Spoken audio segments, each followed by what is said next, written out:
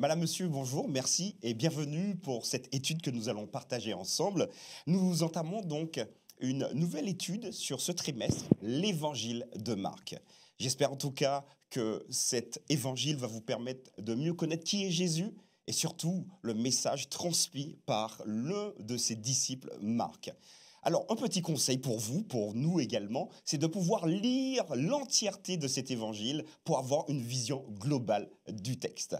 Je vous invite à vous installer tranquillement, récupérer vos Bibles, de quoi écrire, et nous allons commencer notre étude dans quelques instants.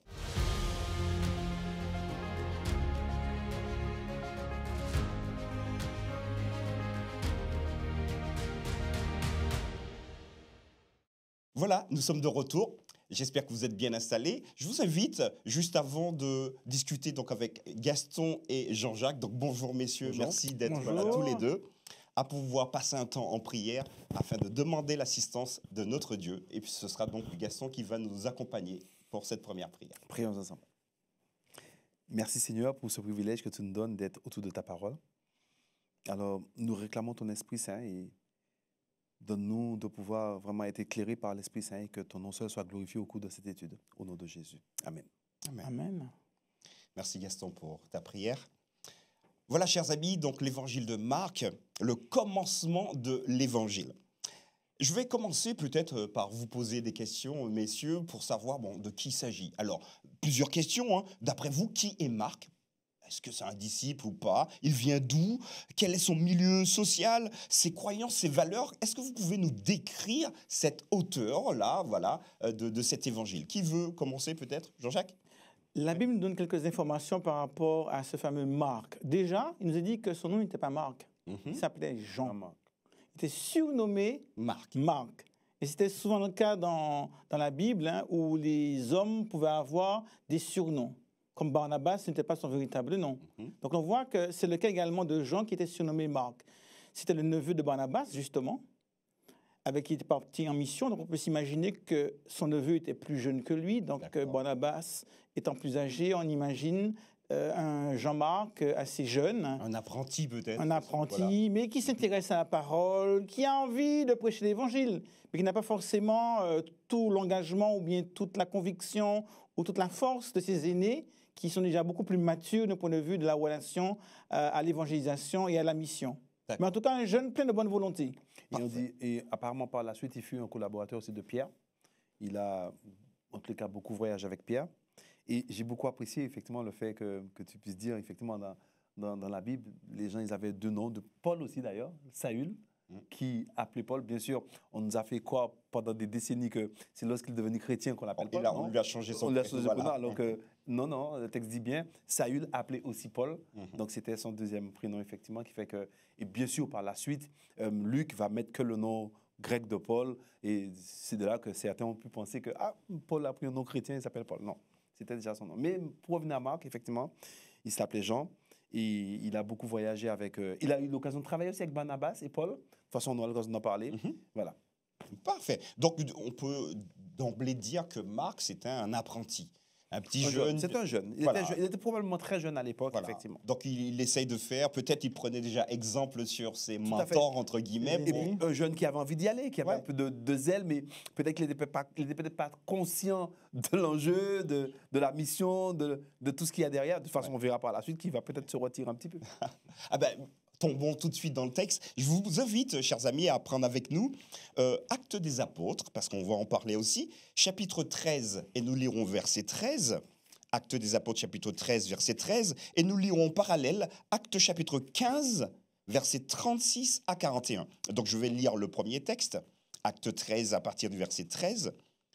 Paul et ses compagnons s'étant embarqués à Paphos, se rendirent à Perge en Pamphylie. Jean, donc ici on a notre jeune qui est ici, donc Jean se sépara d'eux et retourna à Jérusalem. Donc voilà le premier texte que je vous propose. Le deuxième, il se trouve donc dans Actes des Apôtres chapitre 15 et nous lirons cette fois-ci à partir du verset 36. Je lis. Quelques jours s'écoulèrent après lesquels Paul dit à Barnabas « Retournons visiter les frères dans toutes les villes où nous avons annoncé la parole du Seigneur pour voir en quel état ils sont. Barnabas voulait amener aussi Jean, surnommé Marc, vous l'avez dit tout à l'heure, mais Paul jugea plus convenable de ne pas prendre avec eux celui qui les avait quittés depuis la Pamphylie et qui ne les avait point accompagnés dans leur œuvre. Ce dissentiment fut assez vif pour être cause de séparation l'un de l'autre. Et Barnabas, prenant Marc avec lui, s'embarqua pour l'île de Chypre. Voilà, un petit décorum rapidement de l'histoire finalement de ce jeune. Et j'aimerais vous poser la question. D'après vous, devrait-on faire payer à un jeune qui abandonne le fait qu'il ait abandonné la mission?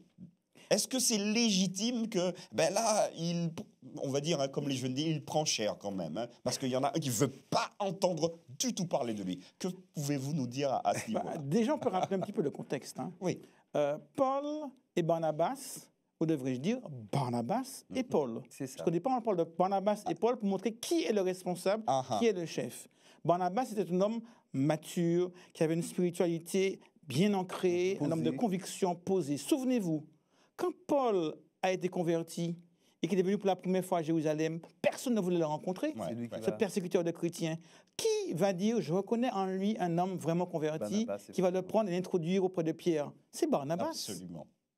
Par la suite, quand Barnabas a été envoyé en mission, Barnabas et pas Paul, en mission à Antioche, qui va dire, je vais chercher Paul pour le former au ministère? C'est Barnabas. Toujours. Barnabas était le pasteur senior, le responsable de district, le formateur qui a la maturité, la confiance de l'Église, des hommes pour la mission, qui s'est organisé, reconnaître les talents, qui a reconnu en Paul un futur missionnaire. Et c'est lui qui a formé Paul. Et donc, il va non seulement former Paul, mais former d'autres, dont son neveu, Jean, surnommé Marc, était originaire de Chypre. Et donc, naturellement, ils vont commencer la mission par Chypre. Mais Jean, qui est jeune, qui voit que les choses chauffent, eh bien, il a du mal, la difficulté. Et je me dis qu'il n'a pas le tort, forcément. Parce que l'histoire nous raconte que par la suite, Paul et Barnabas vont se faire lapider. C'est-à-dire qu'ils vont recevoir des pierres. Des cailloux. Hein. Des cailloux et des pierres sous le crâne, sous le torse. Ils vont sortir ensanglantés à tel point qu'on va les laisser pour mort. Absolument. Donc, ils vont vivre des persécutions Il terribles. a échappé belle, donc. Donc, si Jean était resté avec eux, Jean aurait été caillassé au même titre que Pierre et que Barnabas. Et ça se trouve, il n'a jamais plus voulu. Il aurait été dégoûté à vie.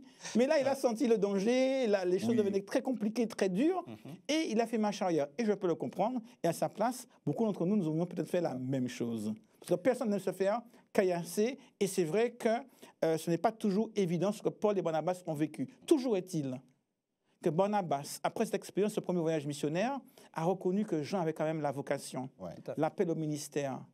Et en tant qu'homme mature, homme d'expérience, il a voulu pouvoir donner à Barnabas une deuxième chance. Ce que Paul, qui était son élève, n'avait pas encore la maturité suffisante pour reconnaître et pour donner à Jean une deuxième chance de pouvoir s'investir dans le ministère. D'accord, merci beaucoup. Alors Gaston, la deuxième chance, qu'est-ce que ça nous apporte aujourd'hui? Est-ce que toi, en tant que pasteur, tu serais prêt à donner à un lâche une deuxième chance? Alors, avant de répondre à cette question, je voudrais dire aussi que je peux essayer de comprendre Paul aussi.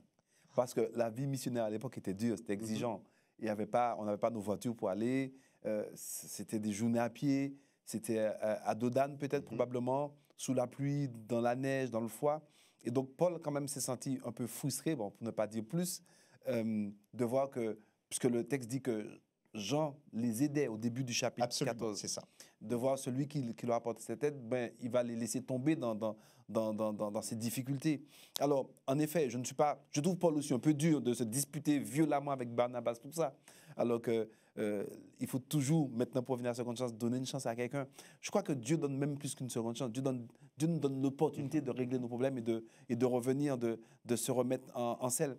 Et donc, oui, je pense qu'un jeune qui s'est découragé, en fait, moi je pense qu'il ne faut jamais ni condamner, ni exclure quelqu'un à vie.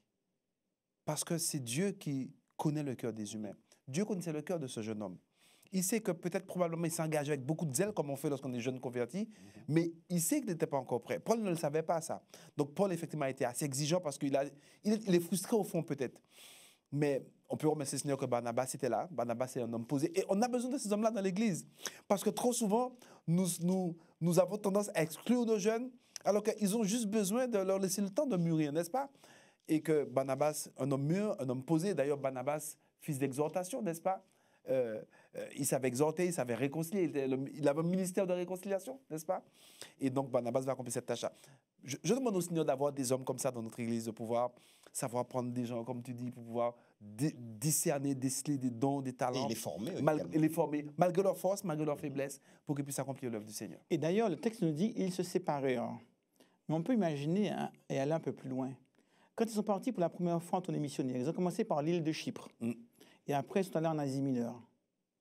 Là, dans le texte, on dit que Barnabas prend avec lui Jean-Marc et va en Chypre pour passer dans le même circuit. C'est ça. C'est ça. Encore Paul, il part par le nord. Exactement. Donc, ce n'est pas Barnabas qui quitte Paul. C'est Paul qui quitte Barnabas. Il est très fâché. C'est un fougueux. Ouais. Si tu prends Barnabas, si tu prends Jean, je ne viens pas. Et il prend Silas, il va par le nord. Donc on voit bien là le tempérament fougueux de Paul qui est rempli de dynamisme et puis qui est intransigeant. Et Barnabas, cet homme mature qui avait sauvé Paul quand il était venu à Jérusalem après sa conversion, qui a appelé Paul et qui l'a formé pendant 1 an, qui va maintenant former Jean. Et Barnabas, homme de l'ombre, mais c'est cet homme qui a rendu possible le Nouveau Testament. Tout à fait. Alors c'est par lui que Dieu a appelé Paul, c'est par lui que Dieu a formé Paul, c'est par lui que Dieu a fait de Paul un missionnaire, et c'est par lui que Jean, qui est devenu missionnaire, a pu être l'écrivain du premier évangile qui a été écrit, à savoir l'évangile de Marc. Et que Luc va rédiger son évangile et Matthieu à partir de son évangile. Tout à fait. Et donc je retiens quelque chose de cela aussi, parce que 2 pasteurs, Barnabas et Paul, se disputent sur une stratégie missionnaire, et ils ne sont pas d'accord au point de se séparer. Pourtant, Dieu bénit les deux. Amen. Absolument. Alléluia. Et Dieu utilise les deux. C'est ça. Et ça me montre quelque chose d'extraordinaire sur Dieu, sur sa patience, dans son rapport avec les hommes, dans leur faiblesse et dans leur force. Et c'est important de le signaler, ça, de le souligner d'ailleurs, que les hommes de Dieu ne sont pas exempts d'erreur, n'est-ce pas? Ils ne sont pas parfaits. Néanmoins, Dieu, dans sa bonté, dans sa patience, les utilise avec leurs dons et leurs talents. Paul avait un don. Il est fougueux. Il avait un don, c'est que ce gars, il était ferme, un peu comme Jacques, carré, passionné. Dieu a utilisé ça à sa gloire, n'est-ce pas? Tandis que Barnabas, je le vois comme sage. Comme les jeunes vont dire, le daron, c'est ça? Ouais, c'est le sage. Et puis il est là, il posait la réconciliation. Mais non, calmez-vous. Le bateau tangue. Ah, ne vous affolez pas, on va prier. Ça, ok, merci. Il y a toutes sortes de dons et de talents dans l'Église de Dieu. Voilà, en tout cas, voilà une belle introduction pour nous mettre vraiment dans le bain. Mais je vous propose maintenant d'attaquer cet évangile rédigé. Je vous propose de lire avec moi le premier verset du premier chapitre. Marc, chapitre 1er, vous pouvez suivre également à la maison avec nous. Marc, chapitre 1er, verset 1er.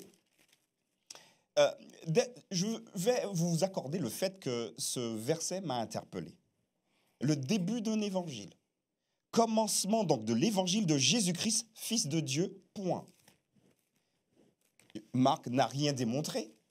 Et j'ai l'impression qu'il impose ça comme ça tombe comme ça. Alors imaginez-vous quelqu'un qui connaît Jésus, mais Fils de Dieu, ils ont de la réticence. Donc ma question ici, c'est l'auteur donc introduit son évangile en utilisant une expression qui ferait pâlir les Juifs de son époque. Fils de Dieu. Donc déjà dire que Jésus est Fils de Dieu, ça peut être choquant. Que signifie? Donc c'est à vous de me répondre. Que signifie cette expression Jésus-Christ, Fils de Dieu? Et quelle implication pour le rédacteur et le lecteur également de cet évangile? C'est vrai que chaque mot ici pourrait être appuyé. Hein. Si tu permets, je viens juste prendre un mot de plus. De Jésus-Christ. L'évangile à propos de Jésus-Christ ou l'évangile qui nous vient de Jésus-Christ. Et les deux lectures sont possibles aussi bien en grec qu'en français. En français, tout à fait. Et les deux se complètent. Elles ne sont pas exclusives. Et ensuite, de Jésus-Christ. Mais Jésus-Christ n'est pas un nom. Absolument. Jésus qui est le Christ en grec. Kérigme. Donc Jésus qui est le Messie. Donc Jésus qui est reconnu comme l'envoyé de Dieu, le Messie promis qui est venu, puisque des Jésus, il y en avait des milliers à l'époque. Oui, Bar Jésus. Et d'ailleurs, dans la Bible, il y a plusieurs Jésus d'ailleurs. Mais là, ce n'est pas n'importe quel Jésus, c'est Jésus qui est le Messie, l'envoyé de Dieu, le Christ. Et qu'on reconnaît par la suite comme étant aussi fils de Dieu. En référence à sa divinité, très probablement, mais pas seulement. Parce que l'Évangile nous dit aussi, dans Luc, que Adam est fils de Dieu. Donc le mot fils, ce n'est pas seulement la filiation physique, c'est aussi reconnaître que nous sommes de la même nature, que nous avons une identité et que nous sommes ensemble dans la même famille, dans le même mouvement et que l'on veut donc propager le même message. Et puis l'expression fils de Dieu, juste pour rester un petit peu dessus, dans la Bible, dans le texte, n'est pas là pour nous dire aussi qu'un jour Dieu a créé Jésus ou Jésus vient de Dieu de manière biologique ou physiologique, d'accord? Mais cette expression aussi est là pour montrer, et je le crois, que Dieu prend, en tout cas le texte biblique, Dieu inspire ces hommes de prendre un langage tellement humain pour nous faire comprendre la relation affective qui est entre Jésus et le Père. Vous savez, quand vous lisez la Bible, dans la Bible, vous allez vous rendre compte que l'expression fils n'a pas forcément toujours une connotation ni biologique ni physiologique. Par exemple, on en a parlé en off, lorsqu'il est dit vous avez pour père le diable, ou lorsque Paul va dire au magicien fils du diable, est-ce que le diable a des fils? Non, le diable n'a même rien à voir avec la création. Mais l'expression est là pour montrer qu'ils ont une relation avec le diable, ils marchent avec le diable. Et de même que l'expression fils de Dieu n'est pas là pour montrer qu'un jour Jésus a été créé de manière physiologiquement et biologiquement, Jésus est Dieu, mais là pour montrer le lien affectif, la relation qui est entre le Père et le Fils. Le lien spirituel aussi. Et si, pendant qu'on y est, on peut parler du mot unique aussi. Fils unique n'est pas là pour montrer que Dieu a un seul fils, un seul enfant.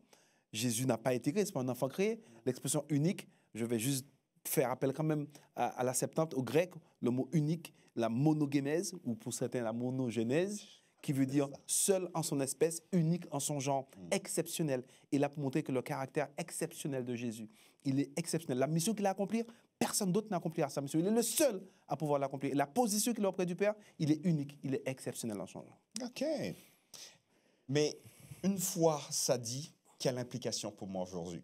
Pourquoi Marc va donc dire, va commencer, d'après vous, pourquoi va-t-il commencer son évangile avec une affirmation comme cela? Le petit jeune, le petit apprenti, comment réussit-il à affirmer quelque chose d'aussi fort, d'aussi grand, d'aussi puissant? Parce qu'il est pleinement convaincu qu'il y a un avant et un après.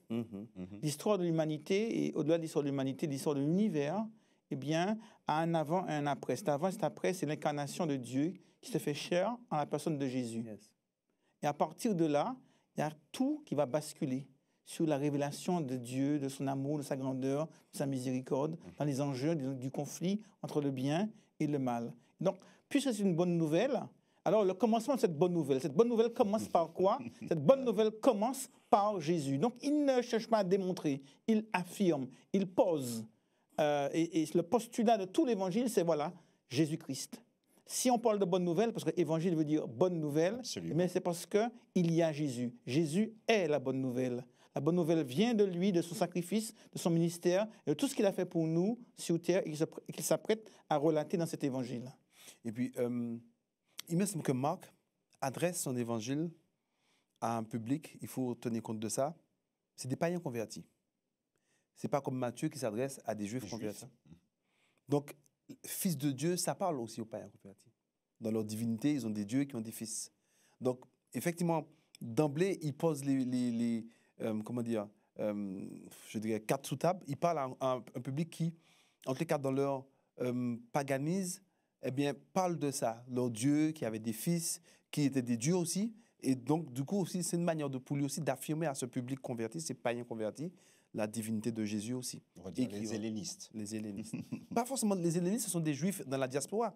Mais il y avait des hellénistes, oui, mais il y avait des païens convertis. Je pense que, d'ailleurs, lorsque vous lisez l'évangile de Marc, parfois il va traduire des mots. Il ephata, ce qui veut dire ouvre-toi. Donc il ne parle pas à un public juif, il parle à un public païen converti. Ok, très bien. C'est tout bon pour vous? Yes. Bien. Alors maintenant, je vais vous inviter à faire un pas et vous allez nous suivre. Nous allons repartir dans Actes des Apôtres.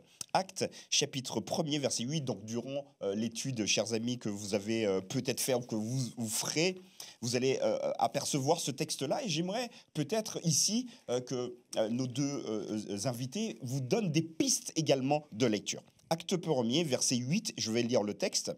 « Mais vous recevrez une puissance, le Saint-Esprit survenant sur vous, et vous serez mes témoins à Jérusalem, dans toute la Judée, dans la Samarie et jusqu'aux extrémités de la terre. Dans cette étude, nous allons également aborder l'expression « le baptême du Saint-Esprit ». Ça marche, le baptême du Saint-Esprit. Alors le baptême, on connaît, prendre quelqu'un plongé dans l'eau, mais le baptême du Saint-Esprit, c'est plus impalpable, c'est un peu flou. Alors j'aimerais savoir ce que vous pouvez nous dire à ce sujet. Est-ce que tous les chrétiens sont-ils baptisés du Saint-Esprit? Qu'est-ce que c'est le baptême du Saint-Esprit? À quel moment avons-nous ce Saint-Esprit? À quel moment sommes-nous baptisés du Saint-Esprit? Ou encore, à quoi ça sert finalement d'être baptisé du Saint-Esprit? Je pourrais peut-être tout court être baptisé, c'est bon? Qu'est-ce que vous pouvez nous dire à ce sujet? Ouais, là, il faudrait toute une semaine pour en parler. Mais alors, je pose des questions, c'est à vous de gérer. Mais c'est vrai qu'il faut simplement déjà commencer par comprendre l'œuvre du Saint-Esprit. Quand je comprends la différence entre le bien et le mal, c'est l'action de l'Esprit Saint. Parce que la Bible nous dit, il vous convaincra de péché, de justice et de jugement. Quand je fais le choix de donner mon cœur à Jésus, c'est encore l'œuvre du Saint-Esprit qui, comme Jésus a dit à Nicodème, qui souffle et qui amène à la conversion. Et puis, quand je grandis, je suis transformé à l'image de Dieu, c'est encore l'action du Saint-Esprit, parce que Paul nous dit que nous sommes transformés à l'image de Dieu par l'action du Saint-Esprit en moi. Absolument. Et quand j'agis et que Dieu agit à travers moi pour aider, pour consoler, pour enseigner, c'est encore le don de l'Esprit Saint qui se manifeste à travers moi pour l'utilité commune. Et on pourrait continuer comme ça. Soupirant même pour nous dans les prières. Tout à fait. Donc on voit, lorsqu'on comprend l'œuvre de cet Esprit, que l'Esprit Saint agit avec nous avant même qu'on accepte Christ dans notre vie. C'est lui qui nous convainc. Absolument. Qui nous montre la différence entre le bien et le mal. Quand on accepte Jésus, c'est encore lui qui nous amène à faire ce choix d'acceptation de Jésus comme sauveur personnel. Et par la suite, c'est encore l'Esprit Saint qui est avec nous. Donc, on peut dire que l'Esprit Saint parle à tout le monde. Est-ce que ça veut dire que tous sont remplis de l'Esprit Saint? Non. Parce qu'on voit que dans le Nouveau Testament, à plusieurs reprises, l'Esprit Saint va descendre sur les enfants de Dieu. L'Esprit Saint va descendre sur Jésus pour le début de son ministère. On va prier pour que les disciples reçoivent l'Esprit Saint dans la ville d'Éphèse, dans le livre des Actes. Donc on voit qu'il y a quand même une différence entre être touché par l'Esprit de Dieu et puis recevoir pleinement l'Esprit de Dieu.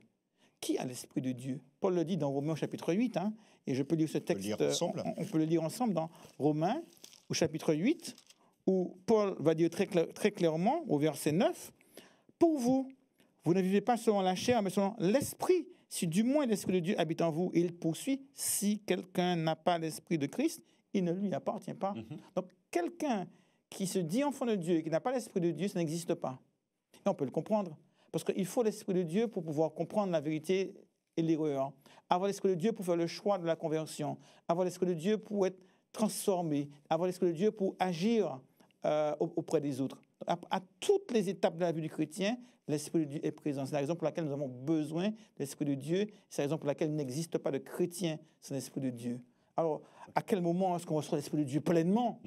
Pour revenir à la question, on va voir qu'il y a toujours un lien entre le baptême d'eau et le baptême de l'Esprit.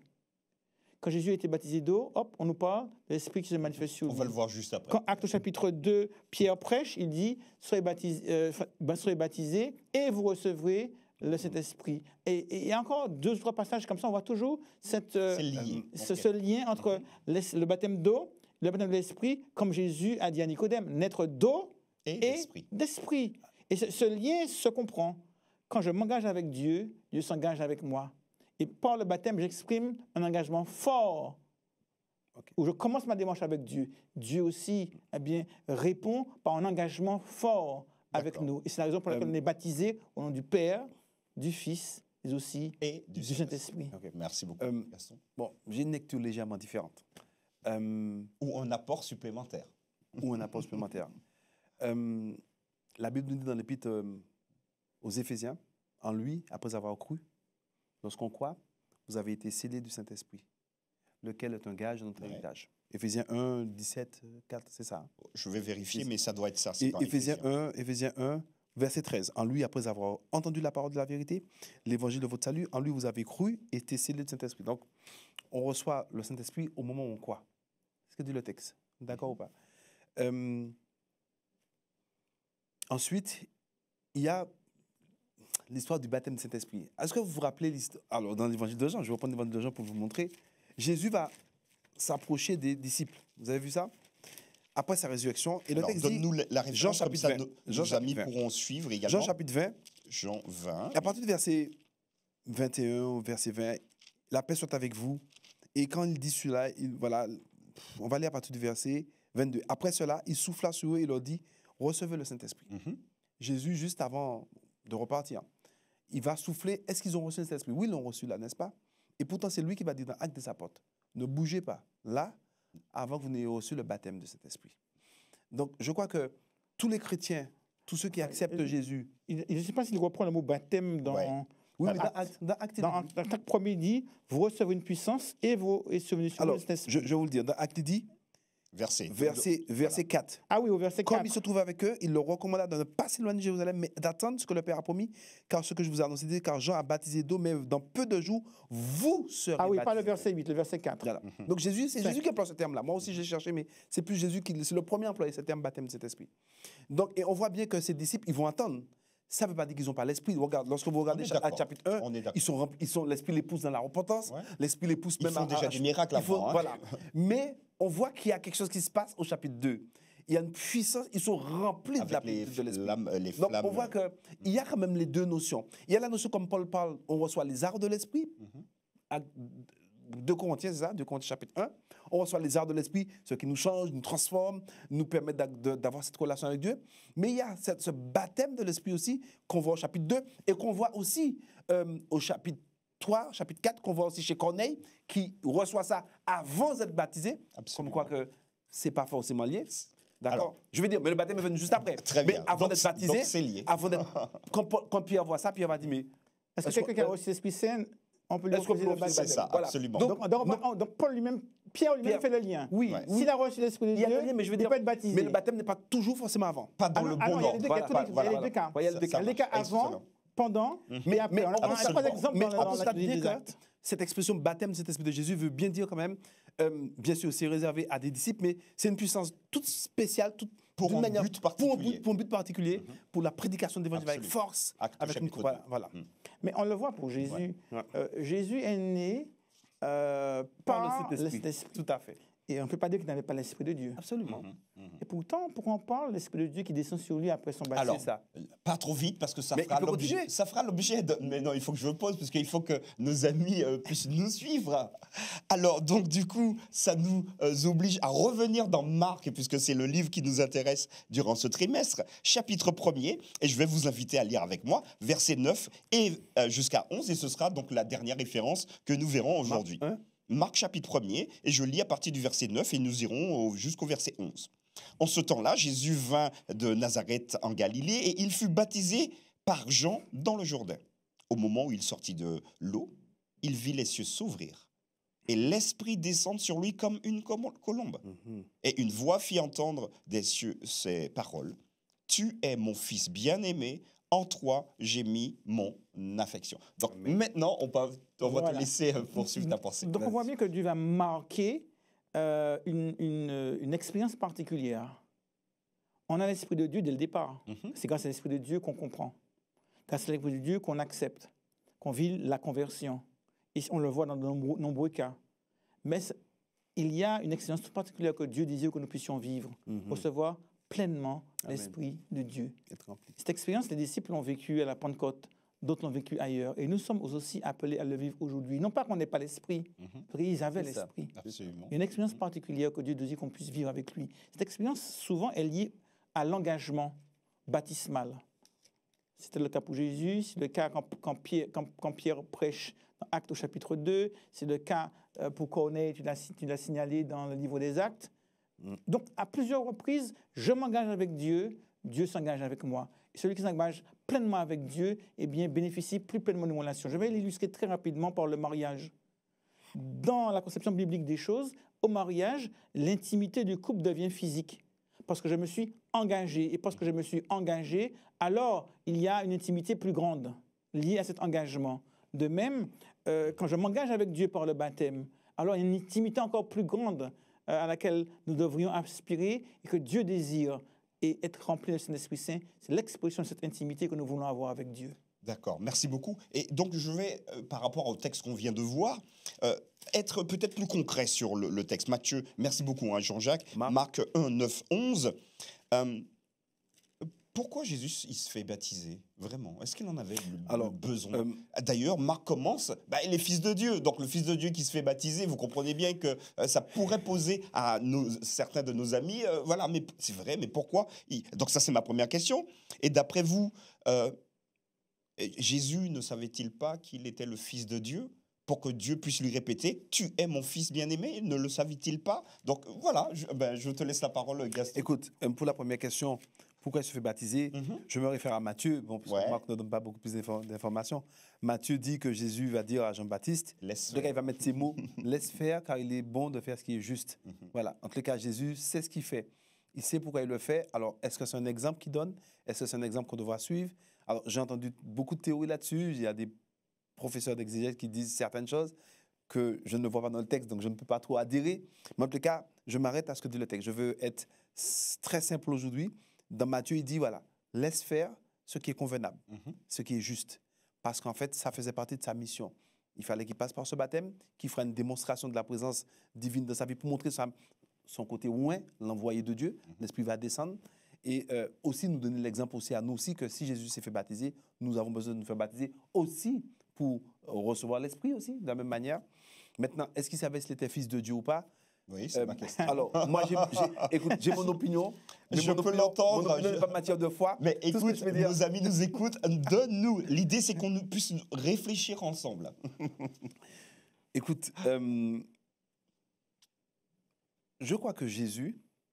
Alors, Jésus est né du Saint-Esprit. Est-ce que nous sommes d'accord? Le texte dit, le Saint-Esprit viendra et te couvrira de son nom. Et le Saint-Enfant, on va employer le mot Saint-Enfant. Vous voyez, personne n'est nommé comme ça dans la Bible, Saint-Enfant.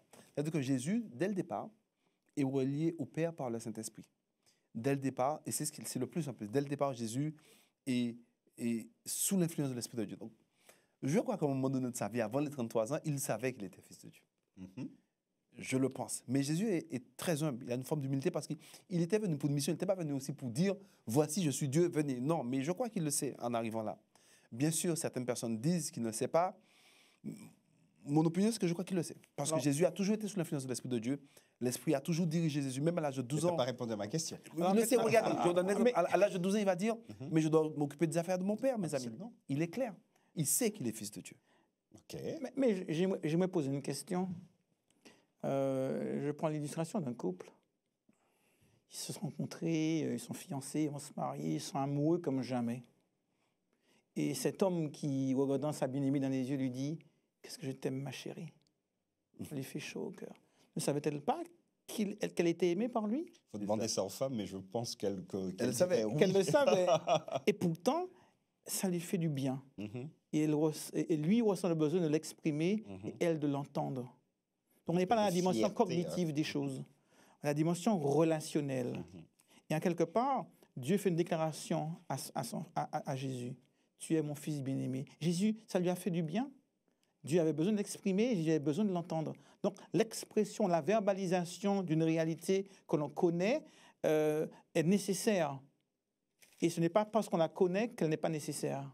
Donc, Jésus ne révèle pas à Jésus Dieu ne révèle pas à Jésus qu'il est son fils, mais il réaffirme son amour pour lui et le fait qu'il forme un et qu'il est bien-aimé du Père. Parfait. Et puis, juste par rapport à ça, dernier mot. En fait, je crois que Dieu aussi fait cette déclaration, pas forcément pour Jésus, mais pour ceux qui sont là. Il est en train de démontrer que c'est son fils et que c'est son envoyé. Rappelez-vous lorsque Jésus va, avant de ressusciter Lazare, il va dire, Père, j'ai parlé ainsi, pas pour moi, parce que je sais ce que tu es, mais pour la foule. C'est pour la foule, en fait. En fait, c'est un peu ça, Jean chapitre 11, je crois. C'est pédagogique. C'est pédagogique, voilà. Donc, mais je crois que Jésus savait pleinement qu'il était fils de Dieu. Voilà. En tout cas, merci beaucoup pour vos apports. Et, chers amis, j'espère que vous avez également, avec nous, passé un agréable moment. Voilà, des pistes sont jetées. Nous vous recommandons encore de lire l'entièreté du livre pour avoir un aspect plus global. Nous vous donnons donc rendez-vous la semaine prochaine. Merci de votre présence et je vous dis à bientôt. Merci, messieurs, d'avoir été avec nous. Merci. Au revoir.